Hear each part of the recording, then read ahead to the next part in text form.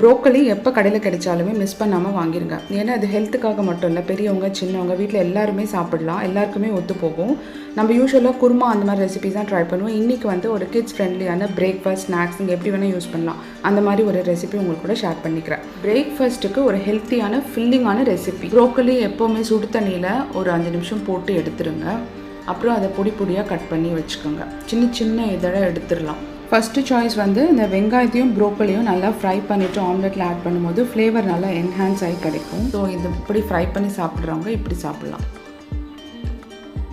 நல்லாவே ஃப்ரை ஆயிடுச்சு. இப்போ வந்து நம்ம 2 எக்ஸ், எத்தனை எக்ஸ் வேணுமோ அத்தனை எக்ஸ் நீங்கள் எடுத்துக்கலாம். யூஸ்வலாக 2 எக்ஸ் ஒரு பிரேக்ஃபாஸ்ட்டுக்கு கரெக்டாக இருக்கும். 2 எக்ஸோட இந்த ப்ரோக்கலி ஆனியன்ஸையும் சேர்த்துட்டு ஸ்பைசஸ் வந்து உங்களுக்கு என்ன பிடிக்குமோ சால்ட் அண்ட் பெப்பர் போட்டுக்கலாம், அப்படி இல்லைனா சில்லி பவுடர் கூட போட்டுக்கலாம். போட்டுட்டு இதை நல்லா பீட் பண்ணிவிட்டு நம்ம ஆம்லெட் போட்டுக்கணும்.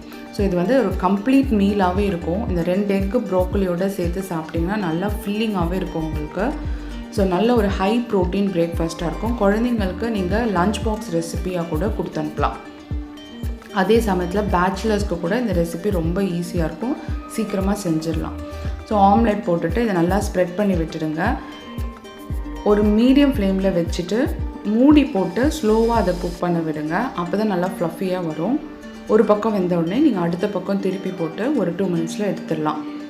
ரொம்பவே ஹெல்த்தியான ப்ரோக்கலி ஆம்லெட். தனியாக இது ஒரு பிரேக்ஃபாஸ்ட்டாக எடுத்தாலும் சரி, இல்லை நீங்கள் ஏதாவது ஒரு பிரெட் ஸ்லைசஸ் கூட வச்சு சாப்பிட்டாலும் சரி. அடுத்தது பார்த்திங்கன்னா டேரெக்டாக அந்த பிளான்ச் பண்ண ப்ரோக்கலியை குட்டி குட்டியாக அதை வந்து கட் பண்ணிவிட்டு இது கூட பச்சை மிளகாய், இந்த ஸ்பைசி ஃப்ளேவரில் நீங்கள் ஆட் பண்ணிக்கலாம். பச்சை மிளகாய் சாப்பிடுவீங்கன்னா ஃபஸ்ட்டு நான் செஞ்சது வந்து கிட்ஸ் ஃப்ரெண்ட்லி.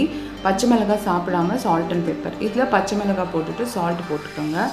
போட்டுட்டு இதுவும் அதே போல் ஆம்லெட்டாக நம்ம செஞ்சிட வேண்டியது தான். எனக்கு இந்த ரெசிபி ரொம்ப ஃபாஸ்ட்டாக செய்கிறது மட்டும் இல்லாமல் கண்டிப்பாக ரொம்ப டேஸ்ட்டாக இருக்கும். பிள்ளைங்க வேண்டான்னு சொல்ல மாட்டாங்க, இருந்தாலும் ரொம்ப நல்லாயிருக்கும். கண்டிப்பாக ட்ரை பண்ணி பாருங்கள். ஸோ இப்போ வெயிட் லாஸ் இருக்கவங்க இந்த மாதிரி நீங்கள் வந்து லோ ஃபேட் சீஸ் வச்சுக்கலாம், ஒரே ஒரு ஸ்லைஸ் ப்ரோக்கலி வச்சுக்கலாம், ஒரு ப்ரௌன் ப்ரெட் யூஸ் பண்ணிவிட்டு கண்டிப்பாக இது ஒரு நல்ல பிரேக்ஃபாஸ்ட்டாக நீங்கள் எடுத்துக்கலாம். குழந்தைங்களுக்கு இதுவே நல்ல சீஸோடு இந்த மாதிரி ஸ்லைசஸாக வச்சும் நீங்கள் சர்வ் பண்ணலாம். கண்டிப்பாக ரெசிபியை ட்ரை பண்ணி பார்த்துட்டு எப்படி இருந்தாலும் கமெண்ட் பண்ணுங்கள். வீடியோ பிடிச்சிருந்தா லைக் பண்ணி சப்ஸ்கிரைப் பண்ணுங்கள்.